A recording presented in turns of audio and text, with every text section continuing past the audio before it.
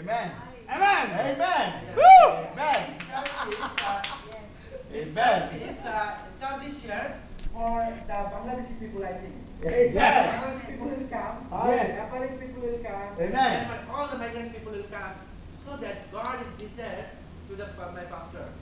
That my pastor is built this house because of God's will. Amen. So, Hallelujah. Finish that you. Amen. And what is the kingdom of God? The kingdom of God are among those poor and needy. Amen. Remember, among the aliens, among the people who have left their homes and come here seeking,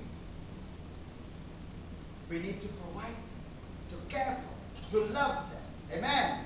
Hallelujah. And that is the kingdom of God. Amen. Amen. That is the kingdom of God. Hallelujah. Yes. So as we gather here today, as we know that God has given word to be careful of what our ways are. And then we know that some of our blessings were blown away because God blew it away. God caused our purse to have holes. Can you imagine that we put money in and the money go out? Hallelujah. So God caused that holes into our pocket because we did not build His kingdom. Because His house was in ruin. His house, that means the house of God was in. And the people were in. The people needed Jesus. When they have Jesus in their heart, their house will be built on a rock. Amen. Amen. When you begin to build your house must be built on a rock and not on the sand. Amen. This is the body, the temple of the Holy Spirit. Amen. And Jesus' divinity dwells in us. We need to build the house of God. And the house of God is the temple of the Holy Spirit. And you are the temple of the Holy Spirit. Amen. Amen. You are the house of God. We need to minister to people, to break every bondages, to set the captives free, to heal.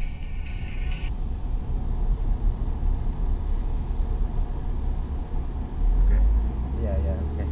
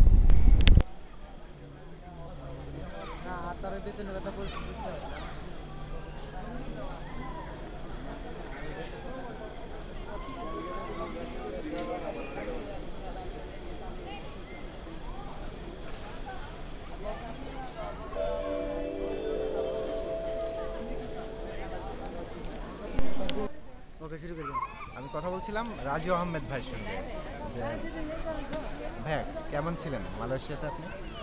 মালয়েশিয়াতে তেমন ভালো না তেমন খারাপ না, মোটামুটি মধ্যমভাবে। তা কি আবার আসবেন? আমি 3 মাসের ছুটি দিচ্ছি, পর আসবেন।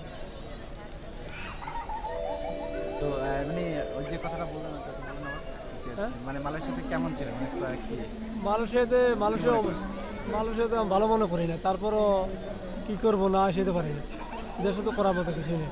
দেশের লোকদের জন্য কিছু বলবেন যে সবাই তো আসার জন্য দেখি না, দেশের লোকের জন্য আমি আমার পক্ষ থেকে আমি সবাইকে নিষেধ করার জন্য বলতেছি যে কোনো বাংলাদেশি ভাইজন মালয়েশিয়াতে না আসে।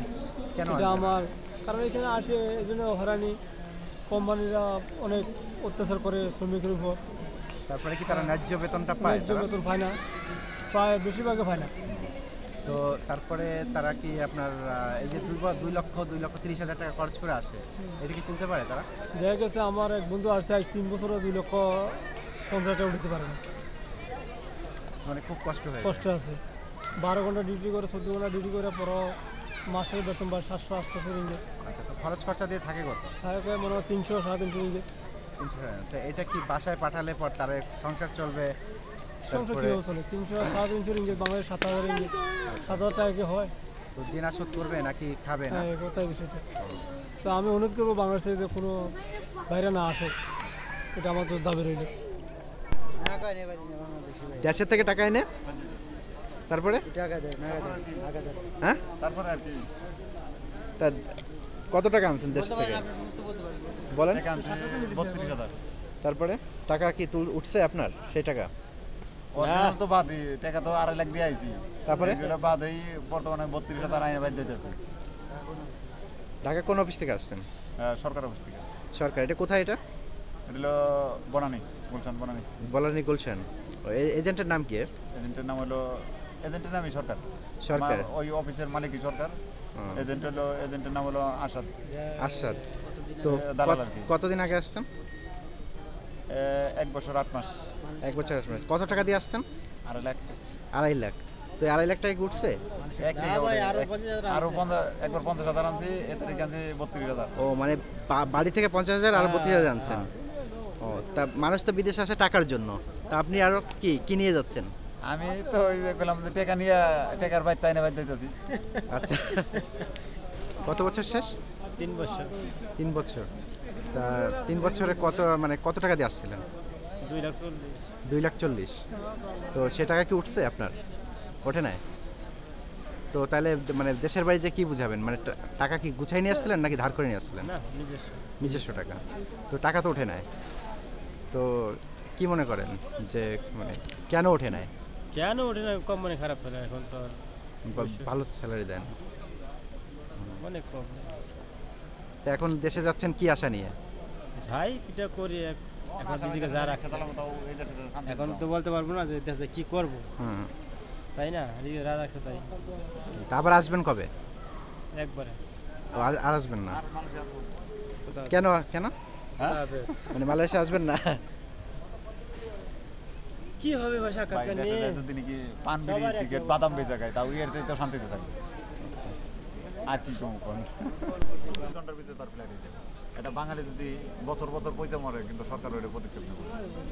বাঙালি সুযোগ সুবিধা কি দেওয়া হয়? আরো বিভিন্ন ভাই এই ধরনের কাহিনী বর্তমানে বাদ দিয়ে দিচ্ছি বর্তমানে।